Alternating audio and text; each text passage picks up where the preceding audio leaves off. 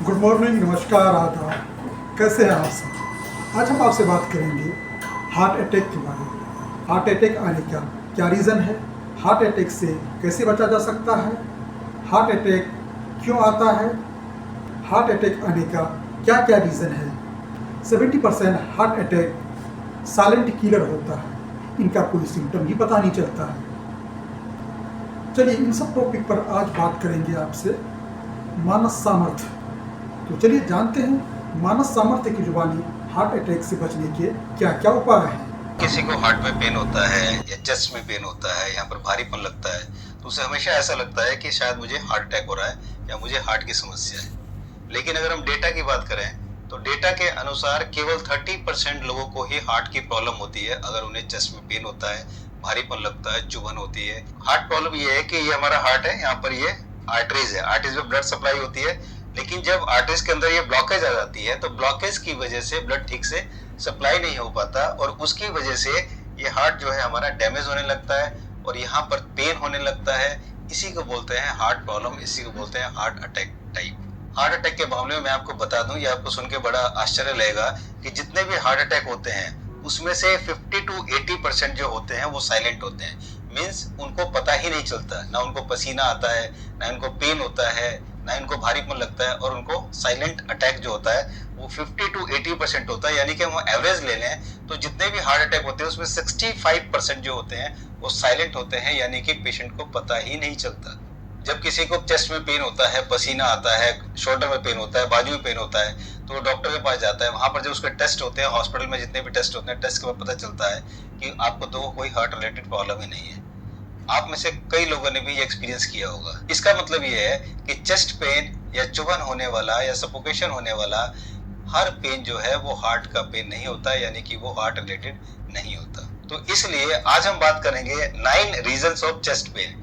9 कारण वो जानेंगे कि जिसकी वजह से चेस्ट पेन होता है लेकिन वो हार्ट रिलेटेड नहीं है। तो इसको जानने के बाद आपको काफी हद तक क्लैरिटी हो पाएगी कि आपको जो पेन हो रहा है क्या वो हार्ट रिलेटेड है या कुछ और है। तो सबसे पहले समझते हैं। देखिए ये हमारा ये है लंग्स है। लंग्स के यहाँ पर ये देखिए, आप ये देख रहे हैं, ये हार्ट है, यहाँ पर ये लीवर है, और यहाँ पर ये देखिए स्टमक, ये पेट है, इसके यहाँ पर ये गॉल ब्लैडर है, और नीचे ये पेनक्रियाज है। तो देखिए सारी की सारी चीजें यहाँ पर अवेलेबल है, मीन सारी ये एक ही जगह है। हार्ट भी यही है, लंग्स भी यही है, लीवर भी यही है, पेनक्रियाज भी यही है, गॉल ब्लैडर भी यही है, और स्टमक पेट भी आपका यही है। तो ये जो जितनी चीजें यहाँ पर है, तो इनमें जब भी प्रॉब्लम होती है तो हमें ऐसा लगता है कि हार्ट रिलेटेड ही प्रॉब्लम है। और देखिए 42% जो हार्ट पेन होता है वो ड्यू टू इनडाइजेशन, यानी कि पाचन क्रिया की वजह से जो प्रॉब्लम होती है, गैस बनना, एसिड बनना, इनडाइजेशन होना, उसकी वजह से 42% जो हार्ट पेन जो है वो होता है। तो हम इसको समझते हैं। सबसे पहले उसमें आता है ये जिसको बोलते हैं GERD, GERD, इसको बोलते हैं एसिड रिफ्लक्स।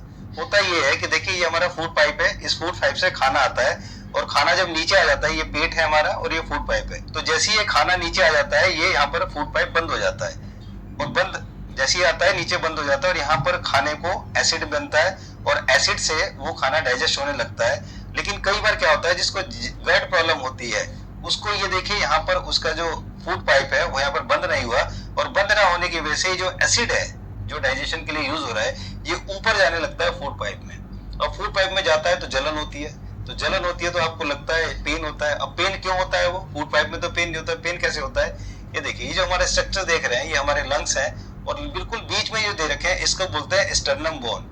तो ये जो स्टर्नम बोन होती है इसके ठीक पीछे हमारा वो फूड पाइप होता है।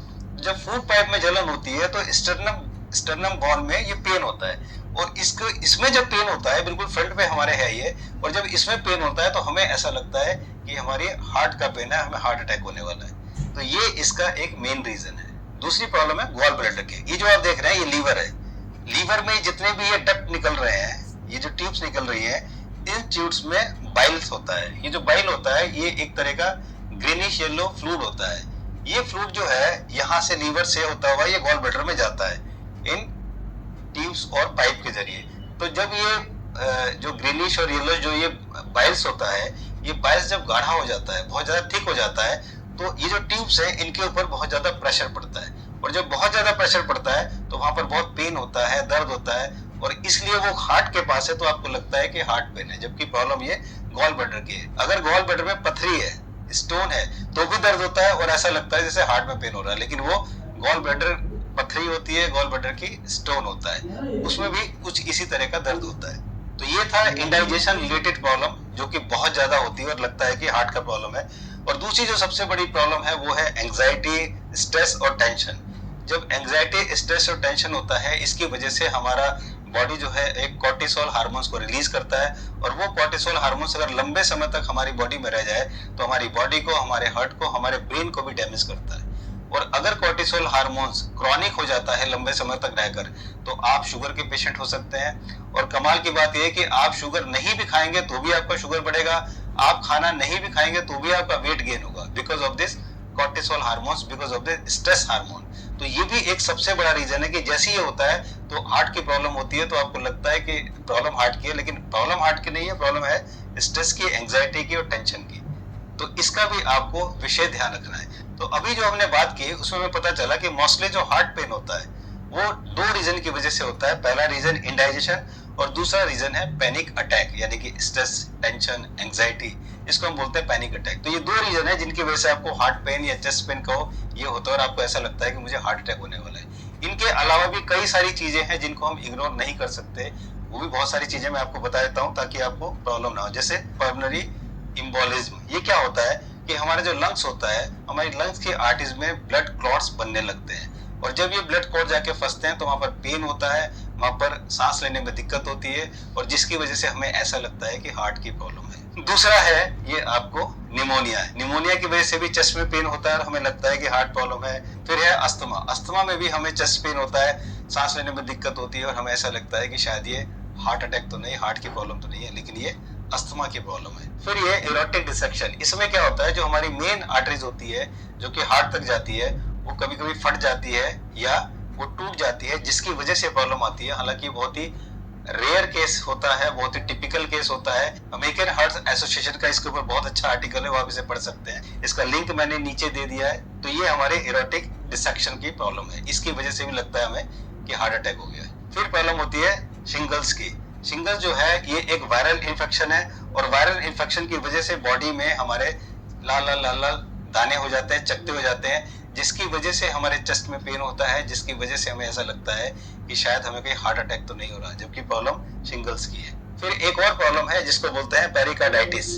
ये जो प्रॉब्लम है इसमें क्या होता है कि वायरल इन्फेक्शन की वजह से हमारा जो हार्ट है उसके चारों तरफ स्वेलिंग आ जाती है, और स्वेलिंग आने की वजह से पेन होता है, स्वेलिंग आने की वजह से सफोकेशन भी लगता है, तो उसके भी हमें ऐसा लगता है कहीं हमें हार्ट अटैक तो नहीं हो रहा है, जबकि प्रॉब्लम है ये पेरिकार्डाइटिस की। तो ये थे वो 9 रीजन जिसकी वजह से हमारे चेस्ट पेन होता है, हार्ट पेन होता है, हमें लगता है कि हार्ट अटैक आने वाला है, लेकिन इसका हार्ट से कोई संबंध नहीं होता। और इसमें सबसे बड़ी जो परसेंटेज है वो है इंडाइजेशन की और एंजाइटी, यानी कि स्ट्रेस, टेंशन की।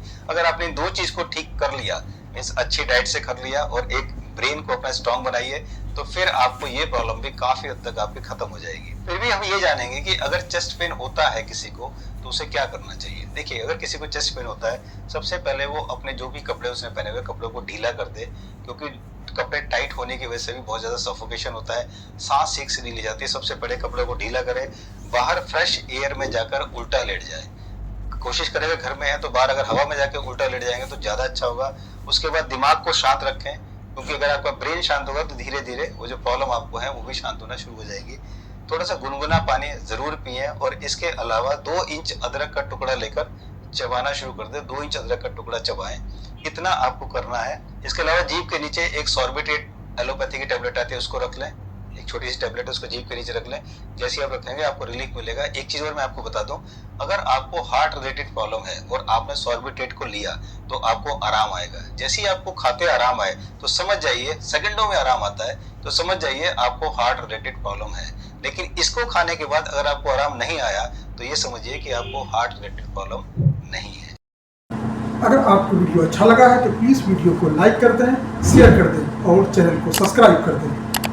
बस आप सब खुश रहें। आज के लिए इतना ही। अगले सप्ताह फिर मिलेंगे एक नई टॉपिक, नई वीडियो के साथ। तब तक के लिए आप खुश रहें, दूसरों को खुश रखें। Take care, good bye.